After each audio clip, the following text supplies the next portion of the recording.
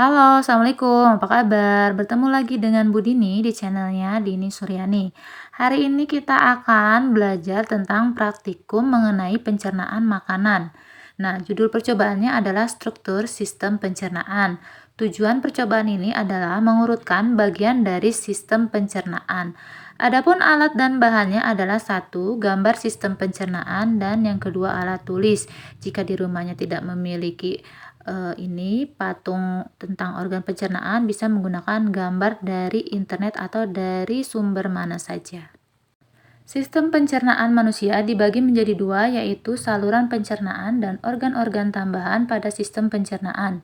Yang termasuk ke dalam saluran pencernaan antara lain mulut, faring, esofagus, lambung, usus halus, dan usus besar. Organ-organ tambahan terdiri dari kelenjar ludah, hati, pankreas, dan empedu. Selama proses pencernaan terjadi beberapa proses yang terlibat, yaitu satu, ingestion, yaitu proses pemasukan makanan ke dalam mulut. Yang kedua, mastication, yaitu proses mengunyah makanan di dalam mulut ya. Ketiga, deglutition, yaitu proses menelan makanan dari mulut ke faring kemudian ke esofagus. Keempat, digestion atau proses pemecahan makanan secara mekanik dan kimiawi sehingga makanan siap diserap oleh tubuh. 5. Absorption, yaitu proses pergerakan molekul makanan dari saluran pencernaan ke pembuluh darah.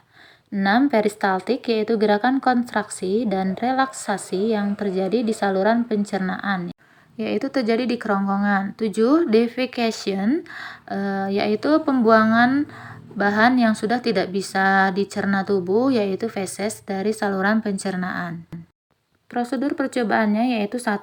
Memperhatikan gambar sistem pencernaan. 2. Mengurutkan sistem pencernaan dari mulut sampai ke anus. Kemudian 3.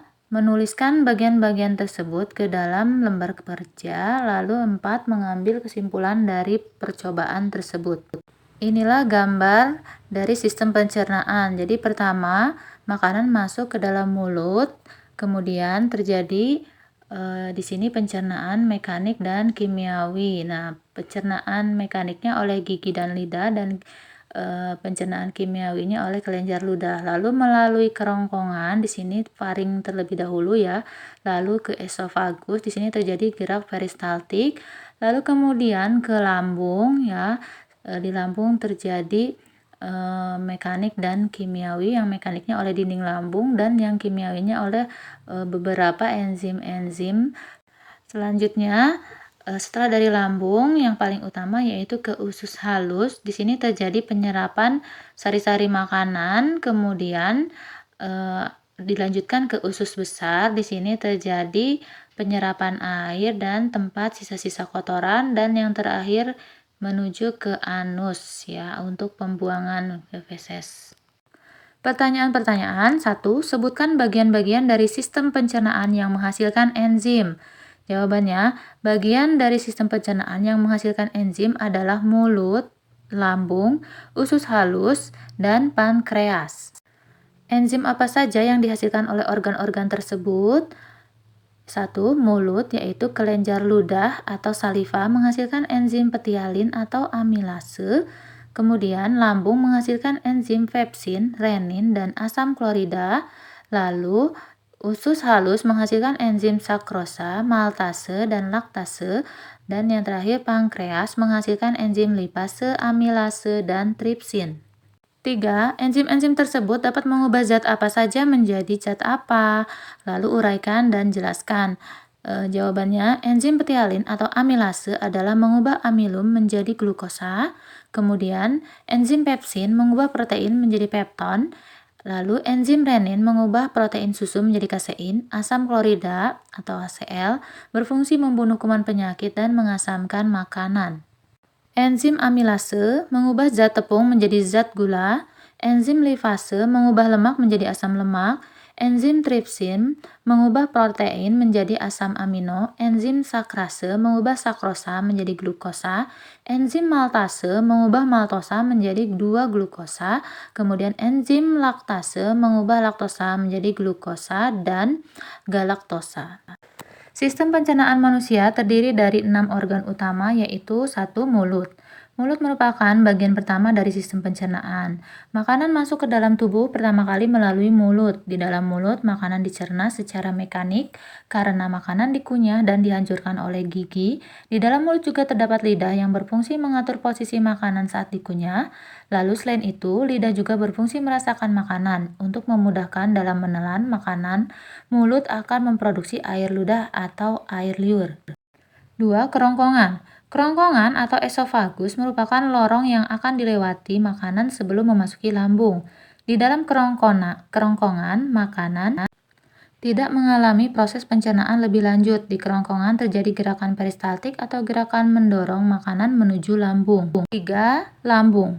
Lambung merupakan organ pencernaan yang sangat penting. Lambung terletak pada perut bagian kiri. Lambung terdiri dari 3 bagian, yaitu bagian atas atau kardiak, bagian tengah fundus, bagian bawah vilorus. Lambung berfungsi menyimpan makanan dan cairan yang tertelan untuk mencampur makanan dan cairan pencernaan.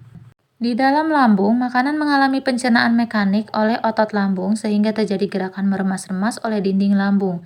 Selain itu, di lambung mengalami pencernaan kimiawi oleh enzim. Di dalam lambung terdapat enzim pepsin yang berfungsi memecah protein dengan pepton dan enzim renin yang berfungsi mengendapkan protein susu. Selain itu, dalam lambung juga terdapat asam lambung yang berfungsi untuk membunuh kuman dan mengasamkan makanan. 4. Usus halus. Fungsi usus halus yaitu menyerap sari-sari makanan. Di dalam usus halus, makanan mengalami pencernaan secara kimiawi dan penyerapan sari-sari makanan. Enzim-enzim yang terdapat dalam usus halus yang dihasilkan oleh pankreas antara lain: A. Enzim amilase.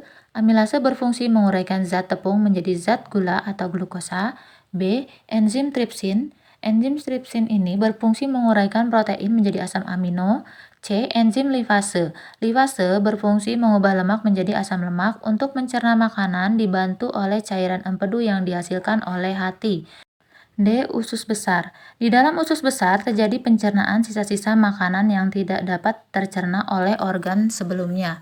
Sisa-sisa makanan tersebut akan mengalami pembusukan dengan bantuan bakteri Escherichia coli. Selain itu, di usus besar terjadi penyerapan air. E. Anus. Anus merupakan saluran terakhir dalam sistem pencernaan. Anus merupakan saluran pembuangan. Kesimpulannya, dari uraian di atas, pencernaan terbagi menjadi 2 macam, yaitu pencernaan mekanik dan kimiawi. Lalu, organ utama pencernaan manusia terdiri dari 1 mulut, 2 kerongkongan, 3 lambung, 4 usus halus, 5 usus besar, dan 6 anus. Baiklah, sekian percobaan tentang pencernaan manusia.